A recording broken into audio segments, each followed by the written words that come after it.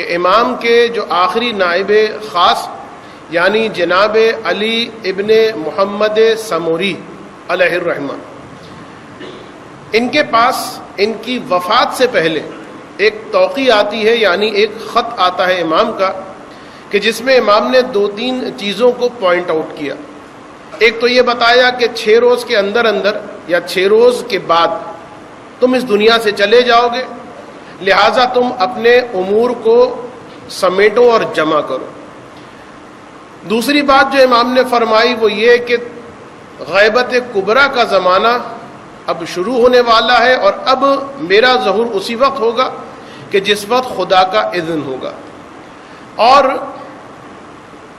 آخر میں ایک جملہ امام نے ارشاد فرمایا کہ الا فمن ادعا المشاہدہ قبل خروج السفیانی والصیحہ فہو کذاب، کہ آگاہ رہو، اگر سفیانی کے خروج سے پہلے، کہ جس کے بارے میں اگر مناسب سمجھا تو میں بیان کروں گا، اس لیے کہ بہرحال ایک مقام پر میں پہلے سفیانی کے بارے میں بہت کچھ بیان کر چکا ہوں، لیکن بہرحال اگر مناسب محسوس ہوا تو کچھ باتیں سفیانی کے اعتبار سے بھی، اس لیے کہ اس کی شخصیت اس لیے اہم ہے کہ بہت ساری علامات حتمیہ، بہت ساری سے مطلب سفیانی کے علاوہ جو تقریباً 4 علامتیں ہیں یا 5 علامتیں ہیں وہ اس کے ارد گرد ہی گھومتی ہیں۔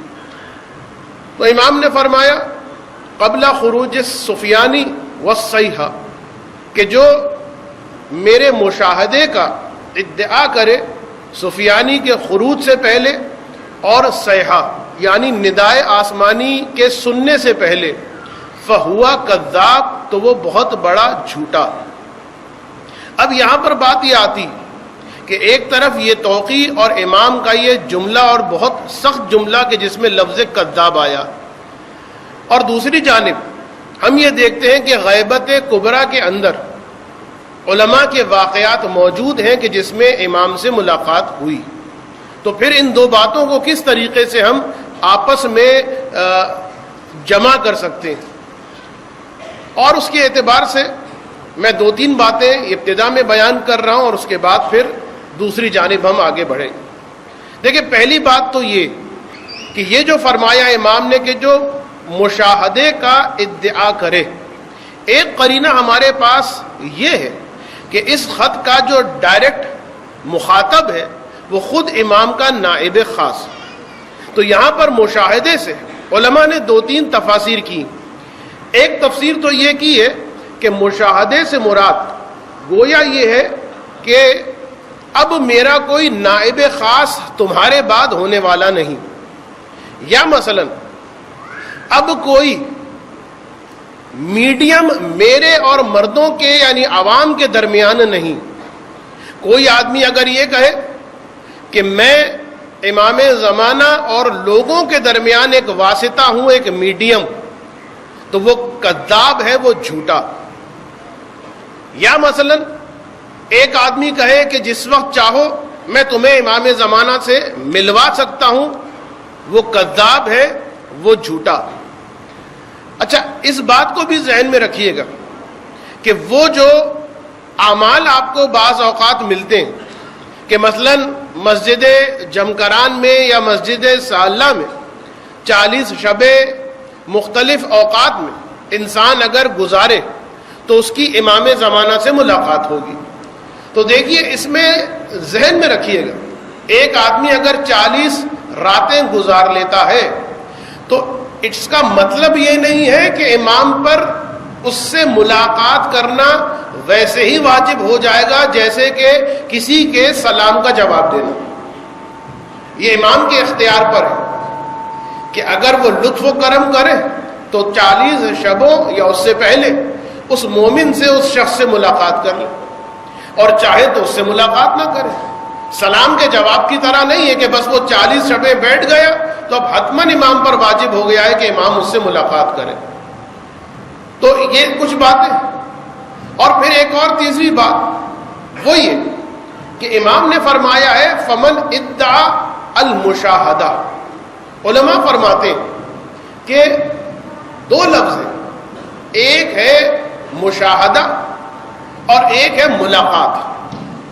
ان دو کے درمیان جو ہے فرق. مشاہدہ اور ملاقات ہم یوں تو مسامحتاً اپنی روز مرہ زندگی کے اندر جو ہماری گفتگو ہوتی وہ تقریباً ایک ہی مقام پر استعمال کیا جاتا. لیکن جو علماء فرماتے ہیں وہ یہ کہ مشاہدہ اس وقت کہا جاتا ہے کہ جب پہلے سے جان پہچان بھی ہو. میری گزارش ہے اس مائک کی آواز اگر تھوڑی سی کم کر دی جائے. ایک درود پڑھ دیں محمد و آل محمد پر.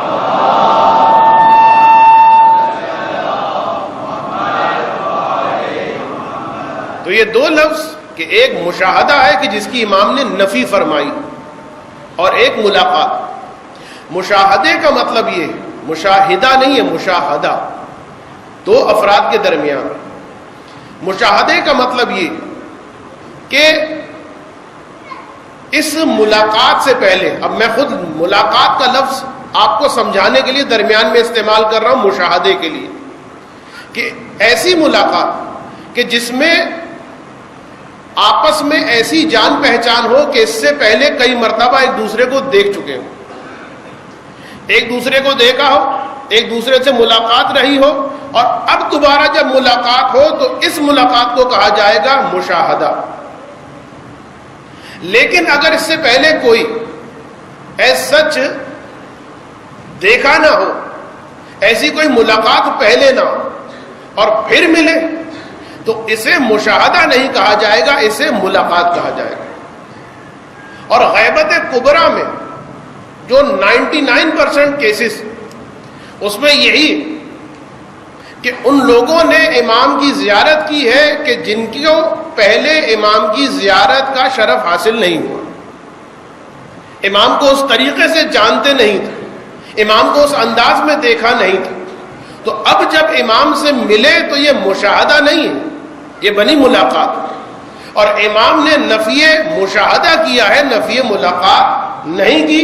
لہذا غیبت کبریٰ کے اندر اگر کوئی امام سے ملتا ہے تو وہ اس کیٹیگری میں نہیں آتا کہ جس کیٹیگری کی امام نفی فرما رہے ہیں. ایک درود پڑھ دیں محمد و آل محمد.